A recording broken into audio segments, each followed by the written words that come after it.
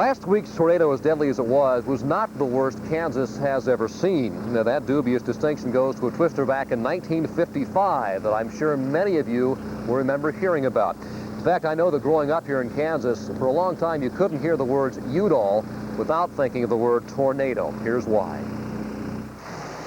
Today, Udall looks like a typical small Kansas town, but you might notice that almost all the homes look a little too new.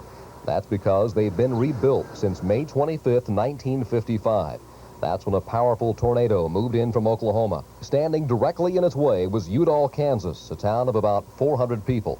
Late that night, Udall was hit and nearly destroyed. One of those who lived through it describes the damage. It took all the churches in town, took all the schoolhouses in town, took the community building down here, took putting all the residences in town and all the businesses in town. More than 80 people were killed. In other words, about a fifth of the entire town's population. As one survivor said, "We seemed to find a body underneath everything we picked up." Because communication lines were destroyed, Wichita didn't hear of the disaster for more than an hour. The first reporter on the scene was Henry Harvey, who arrived shortly after midnight. There were all kinds of situations, people running around crying and screaming, looking for their family members. And many of them found them. But there again, they were walking around in a daze, a lot of them.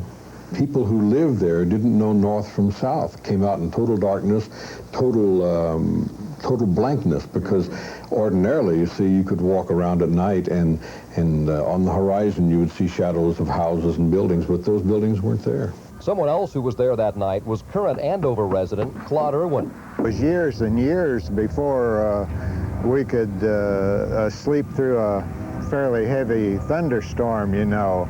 But in the last few years, well, we've kind of older and become accustomed to it and kind of put it in the back of our mind.